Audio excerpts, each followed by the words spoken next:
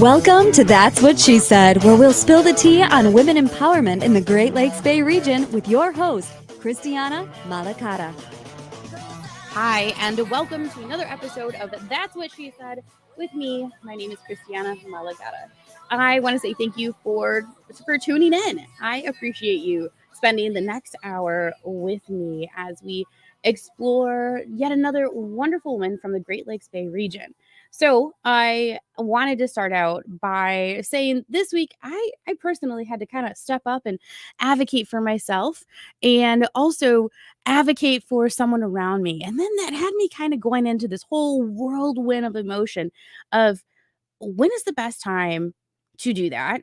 How do you do that? Are there rules? Is there a thing about, following rules to advocate for yourself? And it kind of took me in the direction of who guides you when you need to be your own leader? Who guides you when you need to step up for yourself? And I didn't know. I really didn't know. A lot of times in my life, I'm able to lean on someone, and I'm so fortunate for that. Or I'm able to ask for advice. I'm definitely one of those girls that are like, hey, if I don't have the answer, let me find someone who does. And in this instance, I didn't really know anyone who had that answer except for myself. And I had to trust my instinct and be able to step up for myself. I have a wonderful guest here today who does a whole lot of stepping up for other people. And we're going to even see if she had to step up for herself at one point in time. We're going to find the root of the conversation and just kind of move forward on sharing advice on how to step up for yourself, how to advocate for yourself. And I want to challenge you as a listener to think about a time where maybe you had to advocate for yourself or someone else. How did you do that? Was there a right way? Was there a wrong way? Is there someone you can lean on now? All of these questions will hopefully get the wheels turning and we'll come up with some answers. But you are listening to WSGW 100.5 and 790. That's What She Said with Christiana Malacara. We are on social media on Thursdays, on the sound waves of the radio on Sundays at 6, and 24/7 on Spotify. I always encourage to share and to definitely pass along these little pearls of wisdom throughout your life as we are going to explore these pearls of wisdom with the guest that we have today, Miss Sharon Norman. Hi, Sharon. Thanks for coming in today. It is absolutely a pleasure. Glad to be here. I was so excited when we connected first, and I kept hearing wonderful things about you. And I was like, well, you know what? I think this enough is enough. We need to get you behind the microphones. That way we can continue to share all these wonderful things all about you. So, Sharon, can you share with us how the community would know you? May know me in a few ways. First, I'll say I am the wife of Brent Norman. So my husband was born and raised in the Saginaw area. And so we moved back to the area about 7 years ago. So that's one way people might know me. Another way, I gladly am the mother of Hannah and Natalie, and they attend township schools. And I substitute taught in their schools for them, all of my oldest girls, 9th through 12th. And then I still sub for the educators for my youngest kid.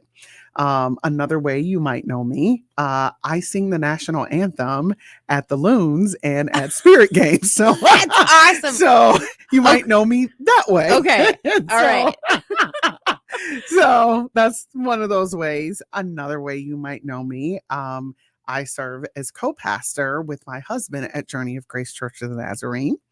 And finally, another way you might know me, well, no, not finally, I am the Prevention Education Director for the CAN Council. And lastly, if you catch me in the community, I'm always going to say hi. You find me talking to somebody. So that is possible. So we can find you talking, singing, educating. All the things. So let's see. This is wonderful. I love how you kind of started out with, hey, I'm a wife and a mom. Yeah. That's beautiful. Yep. And then, the national anthem. That's pretty cool. I did not know that. We probably crossed paths that way. I love going to local sports. It's just a good way to Mhm. support your community and have fun around town, right? So, your role at the Can Council. Can Mhm. you define that? Can you tell us a little more about that? Absolutely. So, Can Council has been an organization that's been in our community for 45 years that focuses on child abuse and neglect. Our mission is to build safe communities where children are free from abuse and neglect. And so, my particular role, we have several programs within our organization that start with our Children's Advocacy Center, our CASA program, which are volunteers who walk with children through their foster care case. We have a rolling family resource center. So, where there may be a barrier for transportation, our large 28-foot RV will roll into communities with different resources for families. And then finally, we have prevention education. And prevention education, I like to call it the sunshine of Can Council, because really what we get to do is go in with the hopes of stopping something from ever happening, or keeping something from ever happening, or if something is happening that might be endangering a child, we provide the type of information that will empower adults or children to help those around them stop whatever may be happening. And so I lead a team of 4, and we go into schools. We do parent cafes for parents, so that we provide empowerment for them. A strong family will raise resilient children. And so our goal is to empower parents, which enables them to strengthen their families again, and then provide information about all things child abuse and neglect, so that we provide our children and adults with the language, with the tools to know how we can, again, stop it, or prevent it from ever happening by creating safe spaces for kiddos. So that's the job I get to do every day, and I love it. That does sound very sunshiny. It is. If you walk into my office, literally, my office has all the yellow decor. And because I don't know, there's something about, we see a lot and we hear a lot of really, really bad things. And the kind of work we do is the kind of work that leaves a stain on you when you go home. You can't unhear the stories. You can't unhear or unsee the things that you've seen, right? You just can't do it. We often get a lot of trauma dumping on those of us who work in this field.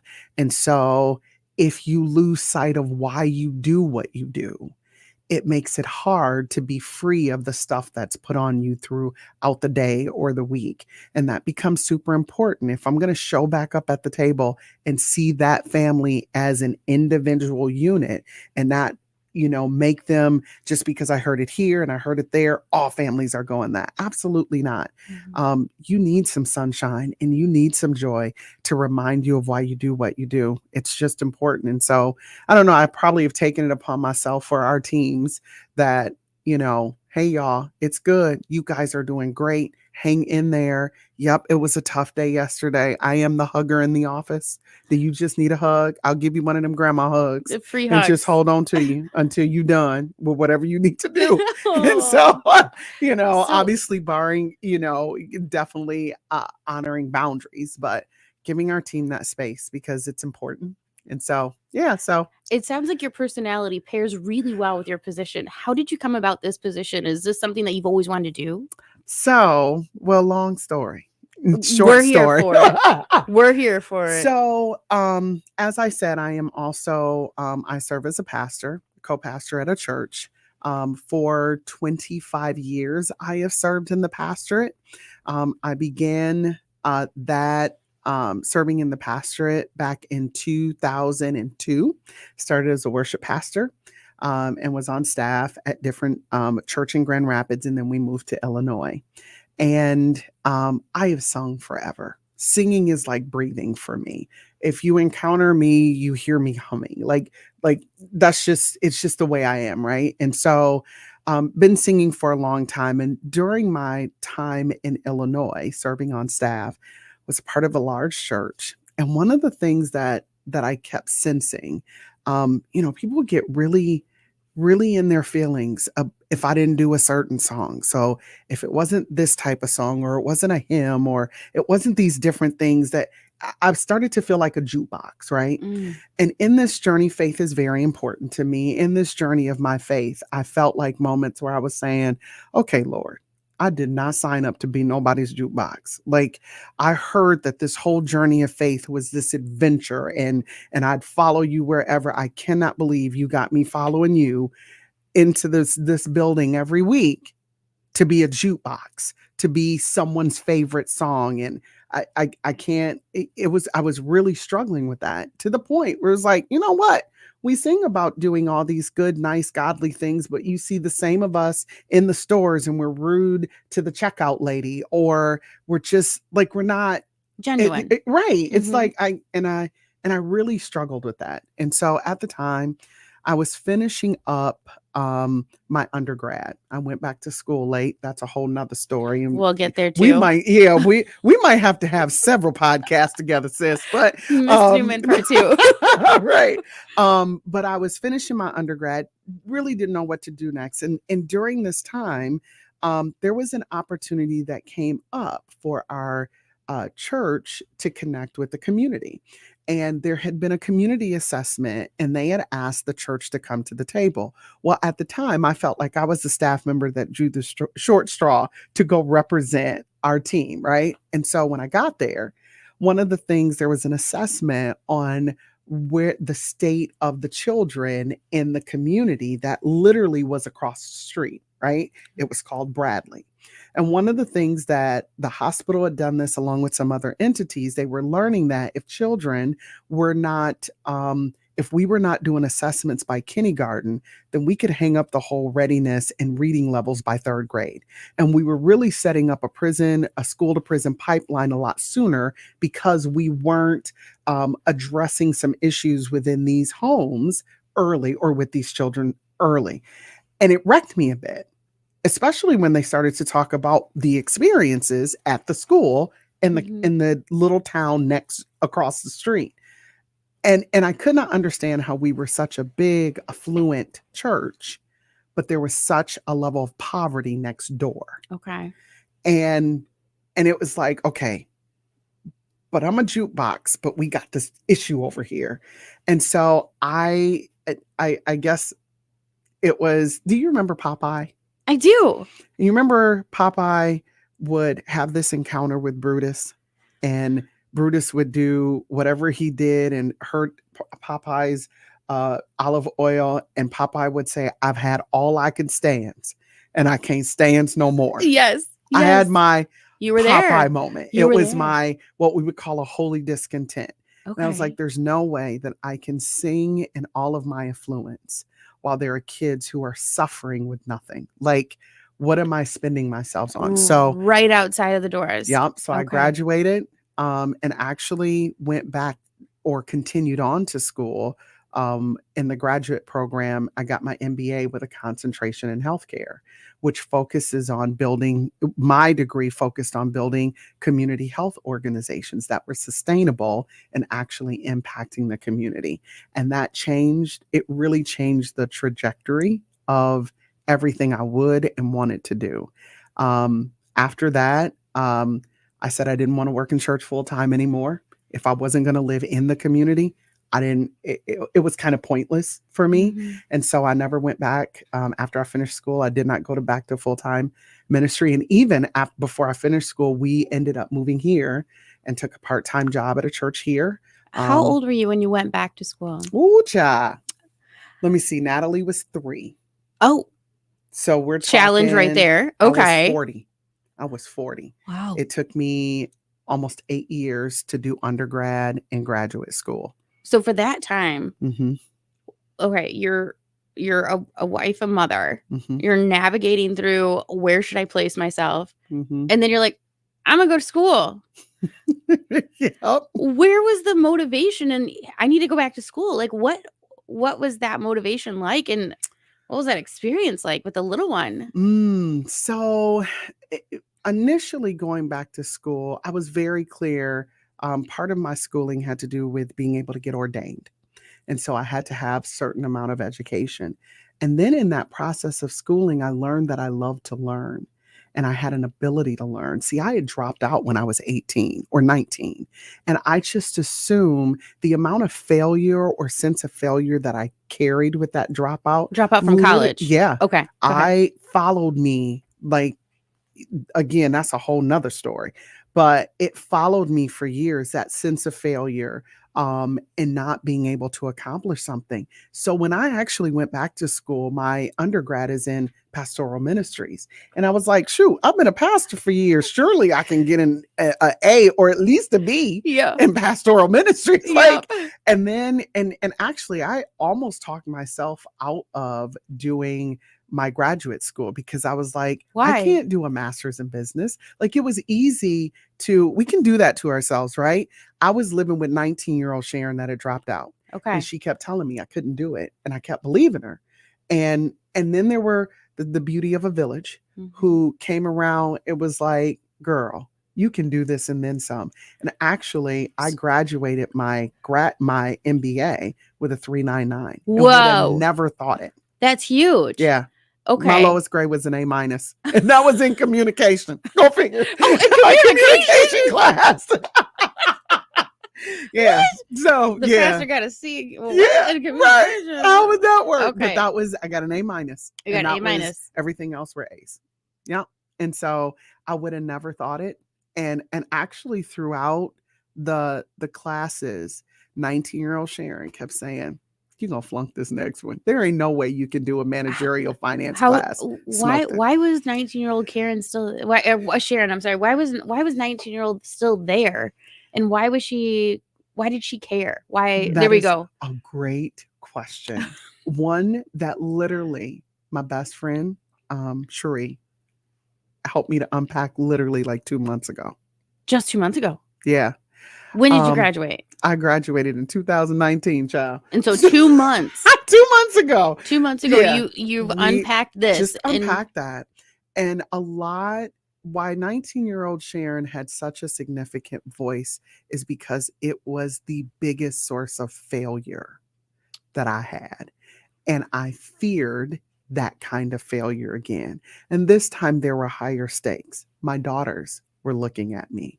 My husband was saying, is this what we spend our money on? You know what I mean? There was, I remember the look of my mother's face when I dropped out. Like I can remember this vividly when I had to own up that I wasn't in school anymore, and her sense of the look of failure in her face. And I feared ever seeing that from someone.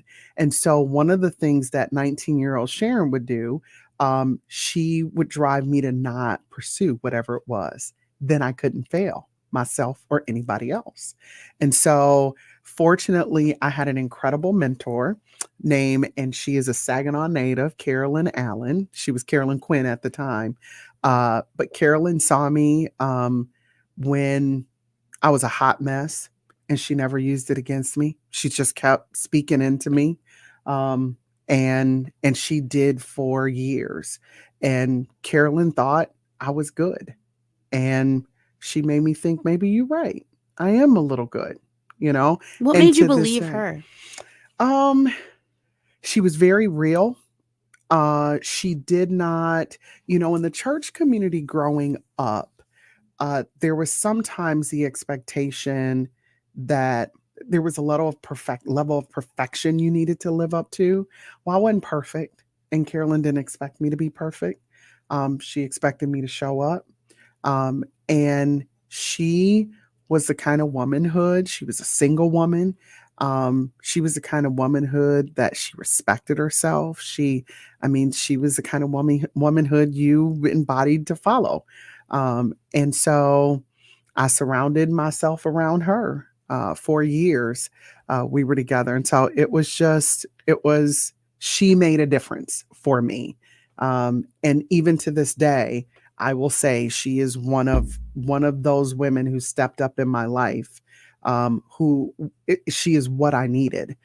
She didn't look at me with failure. She just never did. How important is it for a woman to surround themselves with people, period, and then people they want to be like? Yeah, it's vital. When we're doing our parenting class, I say one of the things we talk about is social connections, and the reality is everybody needs a friend and everybody needs a village. One of the things and you can choose your village. No village has to be sent to you or put on you. You can choose your village. You can choose the people that you allow in your space. And when you choose the people, and here's the thing, it's not about always choosing people who are just like you. Sometimes you got to choose people who may not be just like you, but you aspire to. One of my closest friends, I call her my person. She is an 80-year-old white woman. Hear what I'm saying? Yep. And she is one of my ride or dies, Miss K. And we don't have a background that's alike at all. But she's been married 55 years. She got 4 grown children. She loves the Lord with all her heart. That's who I want to be. I want to look back and say, that's the woman that I am. And so the best way to be that woman is what? To pull up next to that woman, sit at her feet and learn, hear her stories. That's the village I chose. I can choose my village, and I do that. I do that every day. I'm an awkward village picker. I really am. I am the person. I know it's weird. And one of my colleagues at the office, they will tell you, I'm like, you know what? I would really like to choose you to be my work bestie. Okay. We're probably not going to go out to lunch. We're not going to do stuff, but you're my work bestie. Can that work for you? It works for me. Are you on board? Right. And so, but I really do. I pick who I'm around, and it's not out of arrogance. It's not out of, I know me, and I know I need people who will be honest with me. I'm a strong personality. I don't need you to coddle me. I don't need you to always, oh, Sharon, you so awesome. No, Sharon, you tripping today. Yeah. You need to think about. That's a different type of love. It's a necessary love. It's a refining love. I need to be refined. I don't need to be coddled. If I'm going to be a great woman, if I'm going to do what I need to do to be impactful in my community, I don't need you to coddle me. I need you to help. Iron sharpens iron. I don't feel good, but it's necessary. I am a strong woman because of the strong women around me who weren't afraid to say the difficult things when I needed to hear them. And I need that. So here in the next couple minutes before we go to our break, I have a different perspective on this. And maybe it's not my personal perspective, but just a different way to look at this now. Okay. Mm-hmm. We're here gathering as women. We're gathering other women to put in our circle. What if we fall into a circle that we do not want to be part of? How does that work in reverse for you? One, boundaries.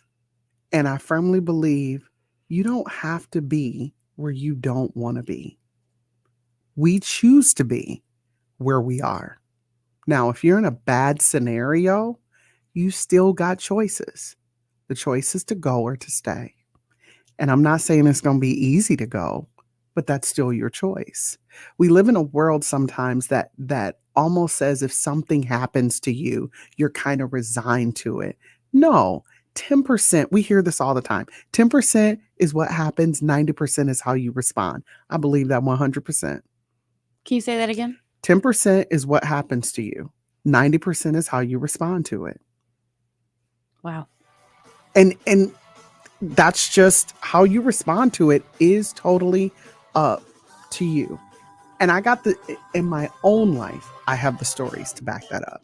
And we will be right back to hear all of those stories and hopefully so much more. There might need to be a part 2, guys. I'm here for it. So you're listening to That's What She Said with Christiana Malacara and our wonderful guest. We are sitting with Sharon Norman, and tune back in for the second half and you'll hear some more stories.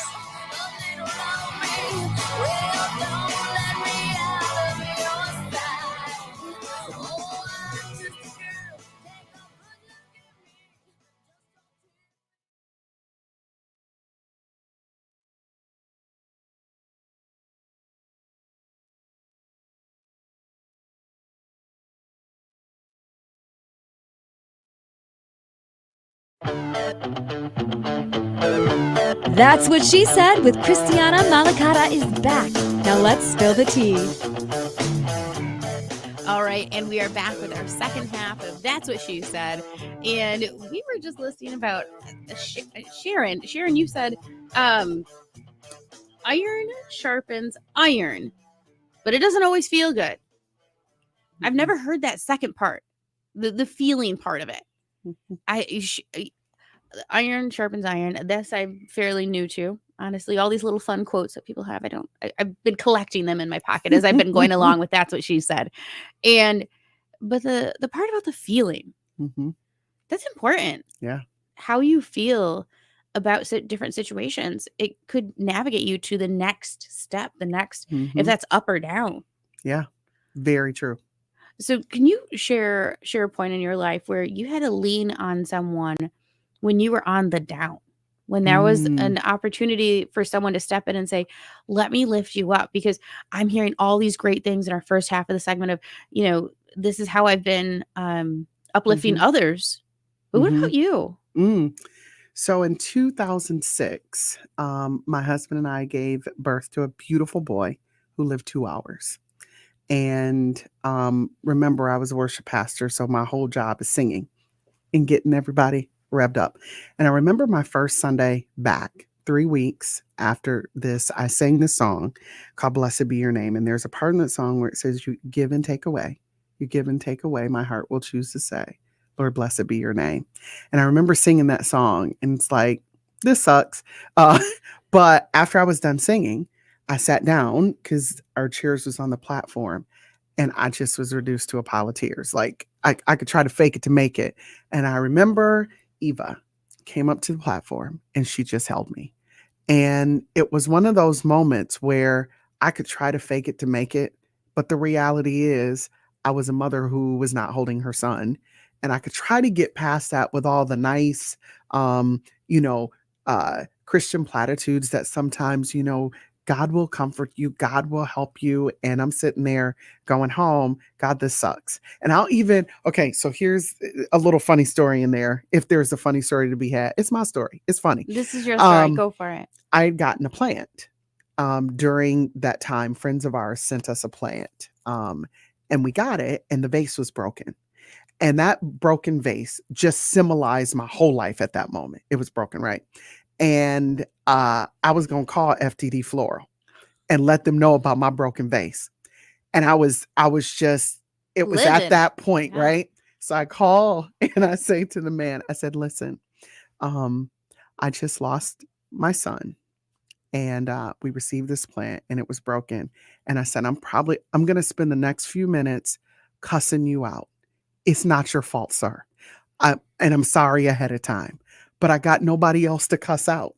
And like literally, and then I went on and cussed that dude out. No, you didn't. And he was like, well, I'm so sorry that your plant arrived broken, and we'll get you a new one out. And ma'am, I sure hope you have a great day. I said, you too, son.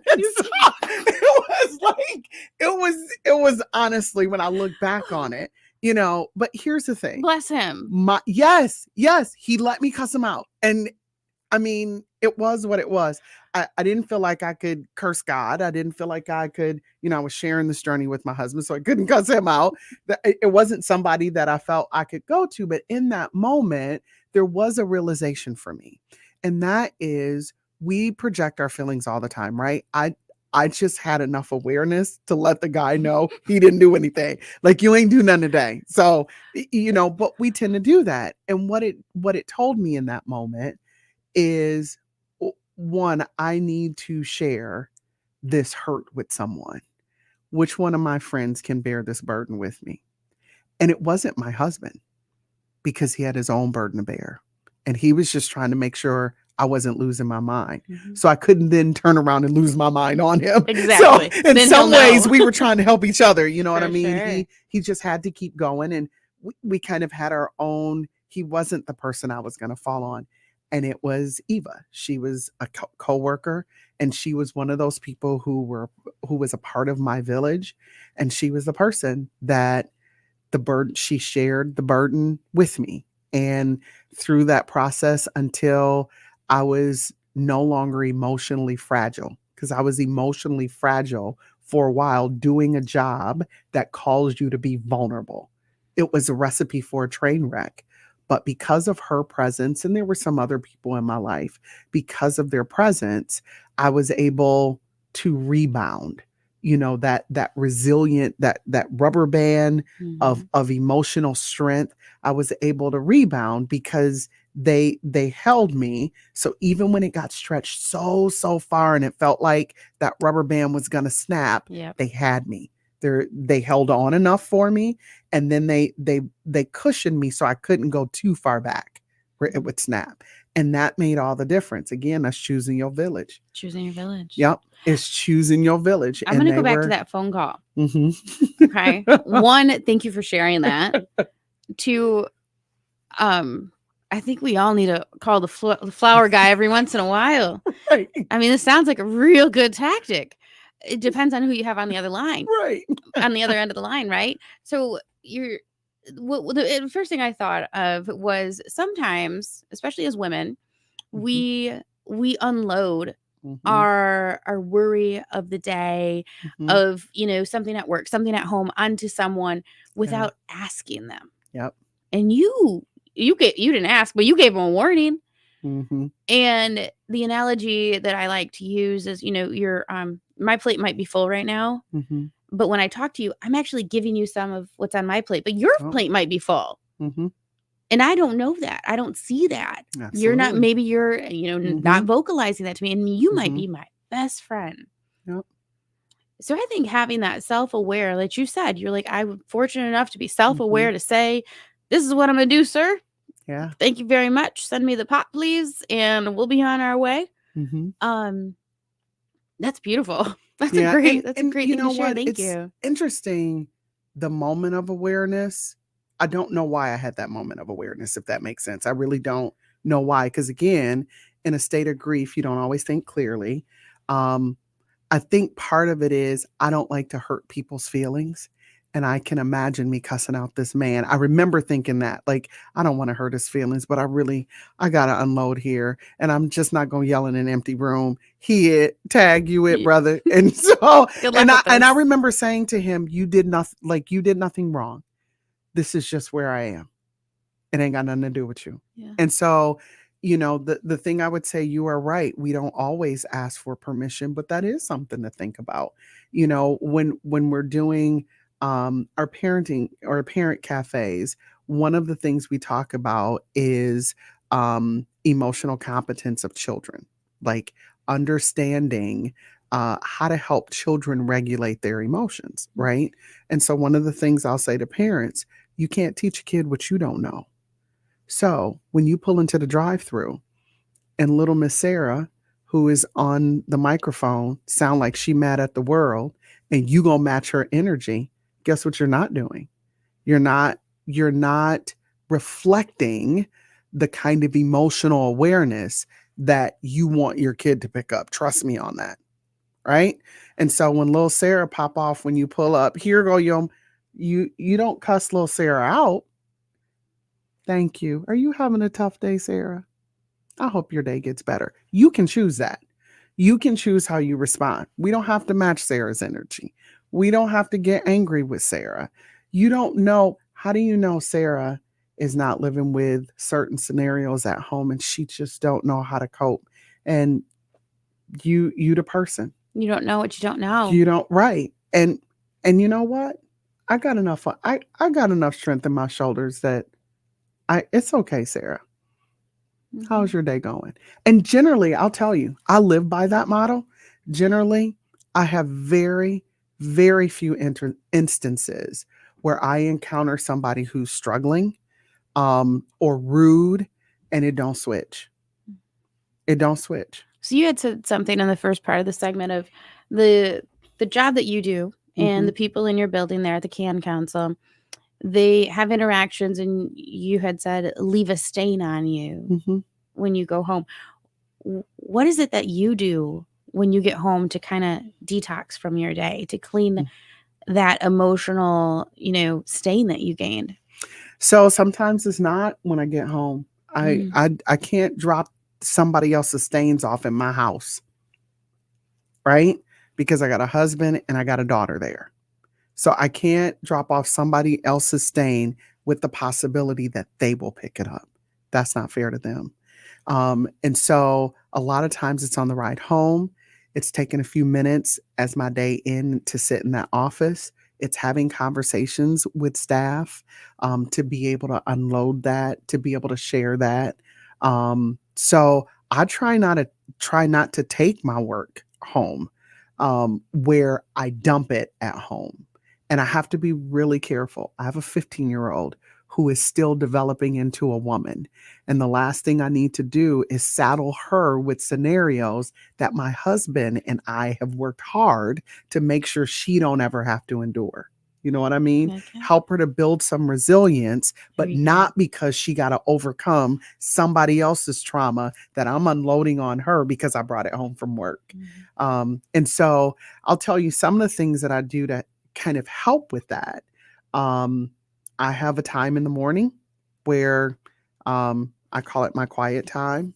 I do a devotional that may include prayer. It may include Bible reading, where I kind of set myself for the day. After I drop my girl off at school because she gets to do the radio, bless her heart. I know all kinds of music. I'm just saying.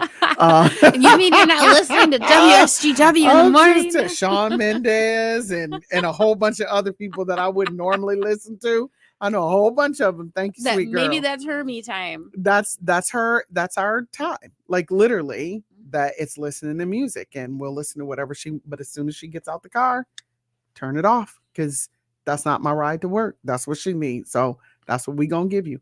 And so it's quiet sometimes.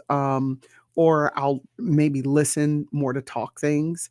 But just to get myself, when I get in the office, I don't immediately jump into work.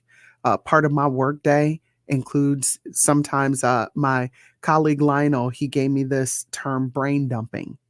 And so he will take out a paper and everything that's on his mind, he just writes down to get it out. So we're just going to dump it out because some of it you don't need now. Some of it you might, but at least you can determine what it is you need. And so I give a better version of myself to Can when I make space for that.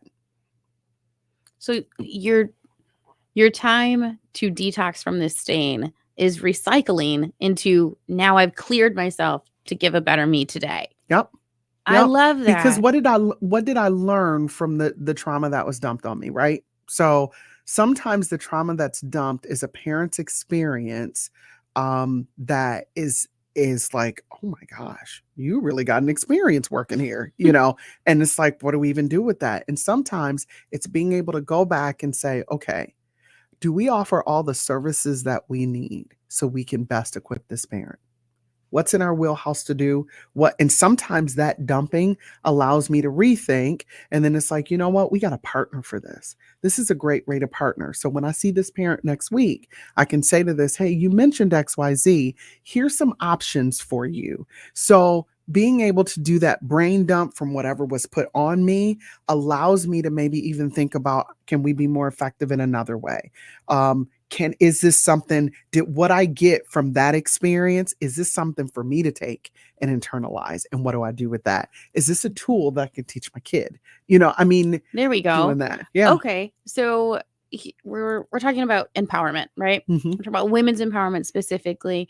So in these situations where you're like, Mama, you went through an experience. Mm-hmm. How do you see yourself as an empowering character to get them through that situation? Well, I would say I firmly believe no trial is ever wasted. Everything that I have gone through, I love to believe that it wasn't just for me. It happened to me, but it wasn't just for me. My dad left when I was 3, I think. And I talked to him twice, when I was 7 and when I was 28. And when I and I was always the one pursuing him, my father, right? And after 28, I pursued him again around the time I turned 41. And what I found was his obituary. That's how I found him. And when I read the obituary, guess whose name was not in it? Mine wasn't in it. So all those years, I had been preparing my life to one day. I had this all great plan that one day, my dad was gonna finally see me. Now I'm a 41-year-old woman. Okay, I'm not even a little girl anymore. Yeah. I'm a 41-year-old woman, married, and we already have in this mind that one day, dad is gonna need his daughter, and I am going to show up and I'm going to take care of him and do all the things, right? Well, that day never came. In addition, the only thing it said, he leaves to mourn his loving daughter, Marjorie. So I got a sister out there somewhere, but my name was never in it. So um, there is no pain like the pain of abandonment, no matter who it comes. I mean, there's just no pain like it, because there's your worth is tied to why that abandonment happened. Oftentimes you oftentimes tie your worth to that. So what did I do wrong? What could I have done differently to make my dad want me, to make him be a dad? And so that kind of, working through life, getting through that, understanding my value took a long time. So do you believe that you had this lack of value prior or post seeing your dad's obituary? Oh, it's prior, Prior. because I'd always wondered where he was. But Like, I don't see that right now. How did we oh, overcome that? absolutely. Well, let me tell you. As I said, my faith is extremely important to me. It is a definer for me. And it really, for me, it was understanding who I am, not just Robert's daughter. I'm God's child. That's how I see myself. And while he made choices that weren't about me, they were about him. Mm. He did the best he could with what he had to work with. That ain't got nothing to do with me. And I think as a child, I own that. If I was a better child, if I was this, if I was that, he would have been a better dad. Well, I don't have that control. His choices are his choices. And so I think just this process, therapy, is a blessing. I'll tell anyone, if you think it's for crazy people, you might be the one that's lacking some.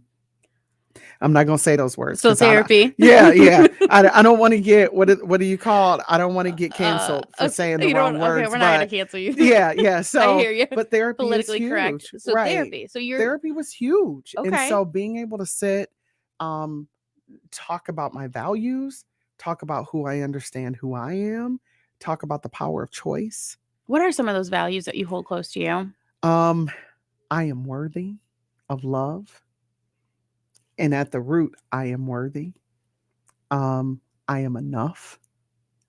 Uh, I am joy.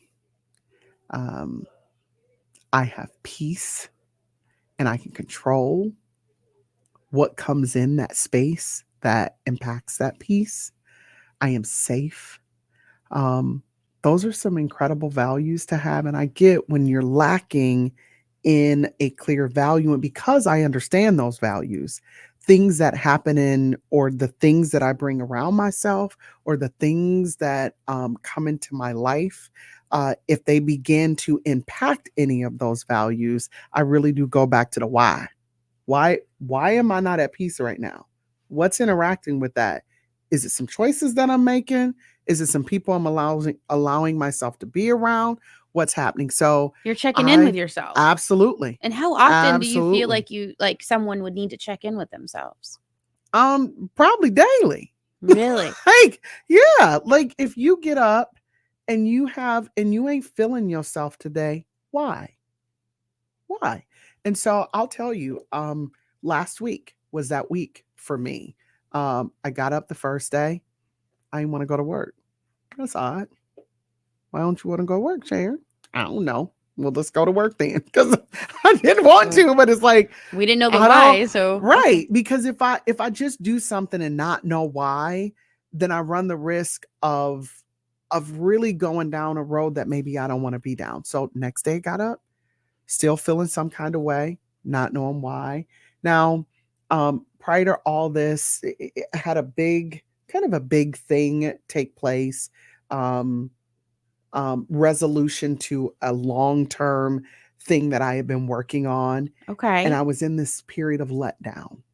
And so I've done theater. I used to do theater for years, and you would work and work and work to be in this play. The production would happen, and then the day after, it was this mourning or this grieving period because you weren't with the people that you had been practicing with, this shared thing. Like, it was just done. It's You over. aren't going to do it again. There is no reprise. There's no encore. You were just done. And there's a chance relationships you built there were literally for that season. So you grieve afterwards, right? And it's like a job. If you love the job, but you got another job and it's a great opportunity, while you're excited over here, you still got to grieve what you're leaving. And that's where I was at and didn't realize it. And so last week, it was like every morning, I was not allowing myself the space to grieve. And I had to check in every day, like, sis, what is your deal? Finally, we got to Thursday. Call my work bestie. Girl, I'm in my feelings. I'm going to need to talk through this with somebody because it ain't working with me. And she did. Took Friday off, shut off everything, went to my mother-in-law's house. She was gone. She made me a meal, bless her heart. And I stayed in one of her guest rooms all day long from that morning to that evening. So you changed And your it's whole environment. So did. It's exactly what I needed. It was exactly what I needed, but it required that I check in. I wasn't feeling myself. I wasn't feeling my normal me, and I wasn't going to let that pass, because if you don't feel your normal self for several days, you don't check in, you run the risk of that turning into something. A feeling that isn't Yeah. normal, or some type of like part of your routine. Yeah. And that feeling of like, I love my job. I love it, but I was struggling with going to work. What's wrong here? That's not like me at all. So, but I couldn't really put my finger on what all it was. But had I done that and not check in, we would be in week 2 and it would show up in another way, because it always does. Your grief, your trauma, your all of that, it keeps count, and it will wait for you to address it. It always will. It will wait for you to acknowledge it. I've heard this about trauma just in our last couple minutes. I'll add this before our final question. I've heard that trauma can be stored in your body. Mm-hmm. And just getting up in the morning and stretching out your body can help. And, and I'm saying you stretched out your environment. You left one place and went to another for a day, checked out, and then came back. And did you go to work on Monday? Yeah. Do you feel good? Awesome. I'm back.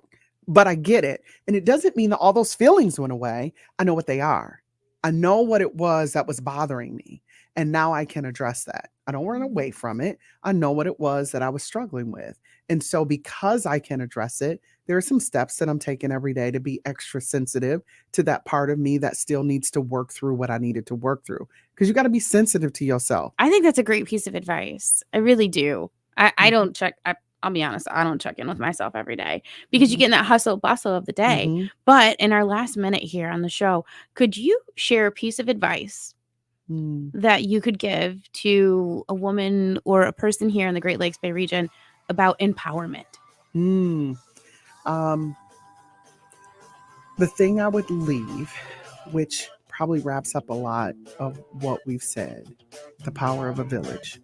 And everything that we've talked about, I've pointed back to different women in my village who have helped me in hard times, in good times, celebrated with me, cried with me, encouraged me, chastised me when necessary.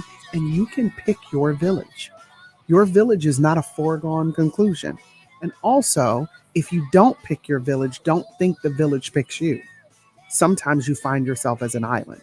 I think this is a great piece of advice: to pick your village, keep to it, protect it, and love it. Thank you so much for being here, Sharon. And that's what she said.